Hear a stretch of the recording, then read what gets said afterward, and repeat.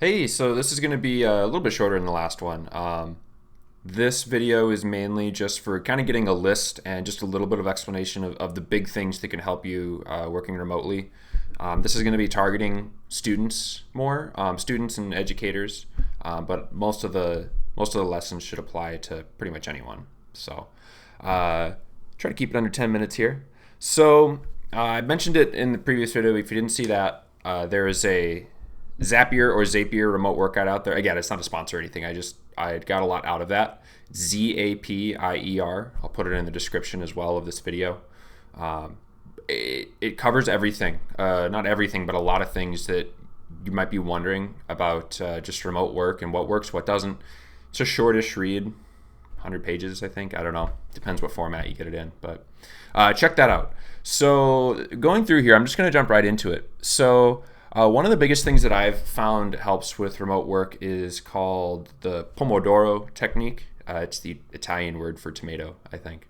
Uh, but what it is it's just breaking up your work into chunks so that you're not, like in an office setting or something or a classroom, you got to focus for an hour or 50 minutes or 8 hours if you're in an office because there's someone standing over you, watching the work you do, making sure you're doing something, whether it's useful or not. So one of the benefits of working remotely is you're almost given this blank check of where you get to decide how valuable your work is that day. Um, the Pomodoro technique, what it does is it says, all right, I'm going to work for 25 minutes, 5 minute break, 25 minutes, 5 minute break. A lot of people actually use a timer. They even make ones that look like tomatoes because this is a pretty well known tactic. Uh, but you don't have to adhere to that, strictly 25 minutes. Personally, I work better in like 2 hour chunks. So I'll work for 2 hours and then take some time off, guilt free. Um, Now, if you're a student, you don't have to necessarily put in 8 hours. You're not on the clock necessarily. Your teachers might have some stuff for you to do. You got to do it. But what you lose working remotely is a little that consistency, right? You go to school, you know what you're going to get there. Uh, you've got the classroom, you've got someone looking over your shoulder, making sure you keep doing your work, whether you want to or not. You lose that with remote work. You have to be your own discipliner. You have to keep yourself focused. But what you gain out of it is you get to decide how you're most productive when you're working. So maybe your most productive hours are the first 3 hours of the day or something. Awesome. Work those 3 hours. Maybe take a couple 5 minute breaks in between, but really hone in on those 3 hours, and then relax a little more the rest of the day. Maybe you'll feel another spurt of motivation later in the day. Capitalize on that. Don't force yourself to work just for work's sake. Now you can play with that a little bit, obviously, if you're trying to just establish discipline, self-discipline within yourself. You're not going to get it right away. There's going to be some days where you didn't work as much as you should have. You might have a few of those in a row. The big thing is just learning from that, being able to step back, evaluate yourself. That is the biggest opportunity you're going to have out of this situation where you're pretty much forced to work remotely. Um, and learning to do this now is only going to help you. So I said in the last video, there's a large trend of going to a remote work thing like this. So you're going to see a lot more jobs out there where maybe this does work for you really well. Maybe you work really well on your own. There's going to be more of those jobs coming up most likely, especially after all this with everyone working from home. A lot of people are going to have a taste of that and like it. And there'll be abusers, of course. But so learning these skills now, or at least starting on that path, is going to help you a lot. So let's dive into them more, though, just some resources, some tactics, some mental strategies that are available to you working remotely. So check my list over here. Uh, so one of the things you have here, when you're working remotely, you're your own boss kind of thing. It's a lot easier to achieve what's called a flow state. You might have heard this before. You probably experienced it. So these are when you are so engrossed in the task at hand that nothing else really matters, and everything. It's almost like living in cursive in a way where it's not like, oh, I'm doing this and then I'm doing this. It's, I'm doing this and then, ooh, I need to do this over here. So you're kind of shifting along with it. And the way to achieve those flow states, or at least one of the ways that's worked for me, is just self-evaluate the whole time, kind of. Not consciously, just listen to yourself, listen to your body, listen to your mind.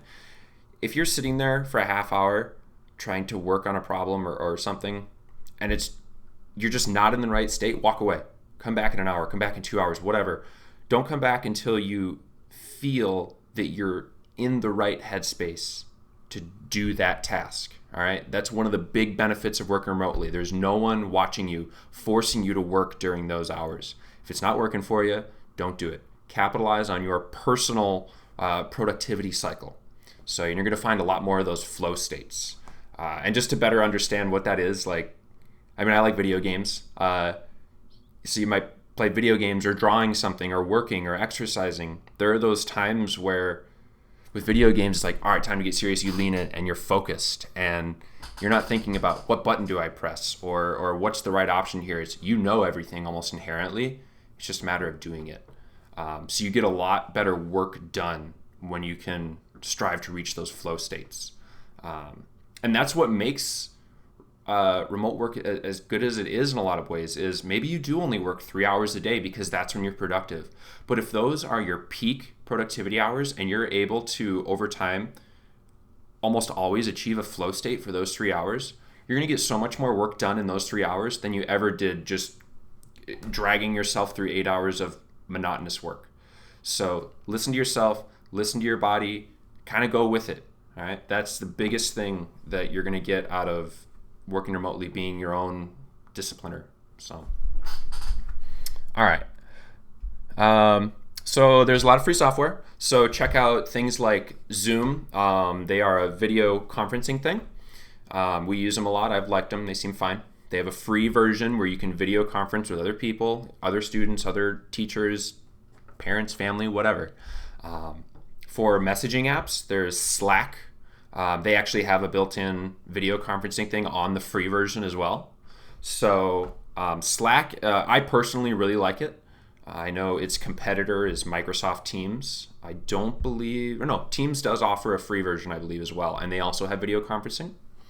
But it's nice because not only can you message people, like you used to, but you can create these things called channels. And I think that if you can get a group of students together, or maybe your teacher or just a few classmates, and create this workspace in Slack or wherever, you can create these channels. And those are almost like classrooms in a way, if you want. Their purpose is to, each channel has its own topic, right? Or its own thing that it's trying to address. So at my job, we have maybe 10 of them. One of them is feedback. So if you have a criticism on the way something is being done, be it a good criticism or a bad criticism, that's where you go. You go to that feedback channel, you post it there. And there will be other people in that channel because it's a collaborative space, these channels are. And the nice thing about this is typically when you have these channels they're literally called channels. So if you go find Slack channels, or Microsoft Teams might call it groups or something, I don't know. Same idea, is because they are so topic focused, typically the people in them, you get higher quality messages and content, more rich content, because everyone that is a part of that channel has decided, yes, I want to be a part of that channel. I have things to contribute that interests me. So you don't get the people that are just kind of there because they have to be. So utilize channels. Another one we use a lot. We created one. It's just called How Is Life. It has no productivity purpose. It has no making yourself better purpose. The only purpose of it is to kind of talk about those water cooler things, right? That's almost what you could think of channels as, our water coolers. Each one has a different set of people talking about a different thing around it. So the How Is Life, and you can name it whatever you want, channel that we have, it's just for, hey, I'm interested in tech. So if I see something that I find super interesting, I'll post it there. it helps convey who you are as a person to other people, which sounds weird in this context. It sounds weird that you have to purposefully go out and tell someone or show someone this is who I am. But it only feels weird because we're doing it remotely. These things happen naturally, subconsciously when you're in person. Like if I were to, oh, there it goes. Like if we were in class together or something, and I came up to you and I was like, or so you asked me, how you doing? I just go, that alone, like it doesn't seem like much, but that tells you, hey, I'm having a rough time right now. So it sets expectations, right? So it's one of those subtle things that you get in an in-person interaction that you're not going to get remotely. So you do have to be more purposeful, more direct with maintaining those parts of a relationship with your coworkers, your students, whatever. So another one for students, especially if you want to have, see if I can fix that a little bit. Channels. So maybe you want to have a channel for each class period that you have, and all your other fellow students can pile into that channel. Maybe even the instructor can hop in, and all be a part of that channel. So when you want to have a classroom discussion on something, that's where you go. And because these are all different channels, you don't get cluttered up with, oh, they got sidetracked, started talking about something else. No, that has its own channel. So it's more compact, efficient communication. You'll find yourself. This is going to sound so full of myself, but I was reading a book by Gandhi. It was like his abbreviated autobiography. And one of the things that he says in there is he learned the economy of words. And what that means to me, at least, is something that takes 30 words to say. I'm guilty of that plenty. Maybe you can say that just as effectively with 10. It's the whole idea of, you've heard measure twice, cut once. Well, when you're about to speak or about to type something, read twice or think twice, press send once, So again, it's all about being more conscious about what you're sending out, because if I just typed in text, that could be interpreted so many ways, whereas saying that in person, you kind of get an idea of where I'm at. So deliberate communication. Let's see. So I really do want to hit on that feedback channel, because this is kind of flowing into my next thing, that this is a really good opportunity for you to develop just general skills that are super useful in life. So one of them in that feedback channel is, don't just go in there. If you have a negative criticism, don't just complain. Don't just put it out there and be like, oh, this is an issue. That doesn't help anybody. Anytime you're going to put an issue out there, it helps so much in so many ways if before you put that out there, you've done some research and looked into potential solutions, so that when you post that problem in there, it is immediately followed, maybe even in the exact same message with, here's the problem, here are 2 or 3 solutions that I'm thinking up. I think we can tackle this. That alone will get you hired in tons of places. I would hire you. If you come to me with more problems than solutions, you are a negative influence on, like, you're offering more bad than good, right? It comes down to that. Whereas if you come to me with 1 problems and even just 1 solution every time, then that's breaking even. But if you come to me with multiple proposed solutions for every problem you bring, and contributing potential solutions to problems other people bring, you just look like such a good guy or gal in my eyes, or however you identify. You look like a huge benefit. All you're doing is giving me solutions, right? And it's immediate. I don't have to have it in my mind like, oh, there's this problem we got to solve. Oh no, we got solutions. He brought them to me, or she brought them to me, or they brought them to me. So, all right, some more tangible stuff here. Proofread your messages. Again, proofread. Tons of people don't proofread, and it leads to so many miscommunications. So this is going to be hard for a lot of people too, because remote work and that kind of stuff, working on your own, works for some people. For other people, it doesn't. Some people like that big brother. They need that to stay on task. They know they don't have a lot of self-discipline. For those people, let me see. This is going to be a tough time, but you would be really surprised at how good you could be at this. When I jumped into my own remote work, it was, I hoped I was going to be self-disciplined enough. And you might start feeling guilty, honestly. Like if you end up working 3 hours a day when you're used to working a full school day or a full, if you have a job, if you're working full 8, 10, 12-hour days, you might start to feel guilty for just doing 3 hours. But the big thing to remember is that the majority of remote work is all they care about is the end result. Did the job get done? They don't worry so much about how did you get there. It's just, hey, this was the task. You did it well, you did it on time. And if you did that in 3 hours, awesome. Enjoy the extra 5 hours of your day that you just freed up for yourself.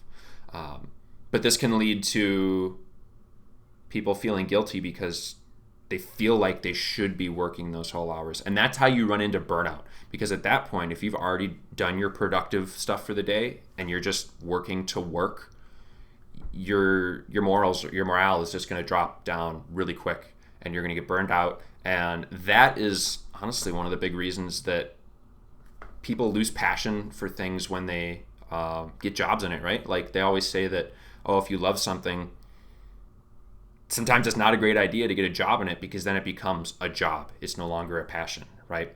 But that can be avoided. It's all about just listening to your body and working and doing tasks when it feels right, So that's probably about it for now. I'll probably do a couple more of these. I'm trying to just kind of get these on the fly. I'm going to try and tighten them up over time so they're not so wordy. Again, I'm pretty guilty of that sometimes. When I'm typing, I'm not.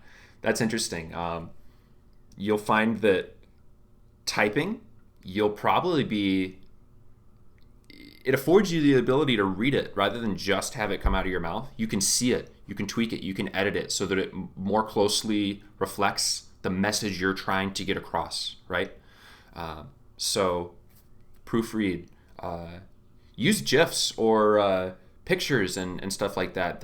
One of the big reasons that I think that they're so popular is they kind of bridge that gap between text only or remote only communication and in person. Even if it's not, a GIF of yourself or whatever, and some of you are going to call it GIF, whatever. When you have a GIF of someone experiencing an emotion, surprise or whatever, a picture's worth 1,000 words. So you could send that instead of a message and they're going to know. That's how you could get that human interaction. So I know Slack and I'm sure Teams, they have, I think they call them integrations or apps or something like that, but they have one for like GIF generators or whatever, or just Google search and paste it in there. So decline that. But yeah, I'll end it here. I don't want this to drag on too long. And I'll try and in the description put some useful links to like Zoom and all those stuff that I kind of been talking about. So good luck. Again, we're all here to help you. Your teachers do care about you. They're having a rough time with this too. This is uncharted territory for a lot of people. So if you feel uncertain, you're not alone. It's a totally valid emotion. And we're all going to work through it together. Give your teachers and instructors and parents some break too. They're trying to figure this out just as much as you are. So, all right, stay safe out there.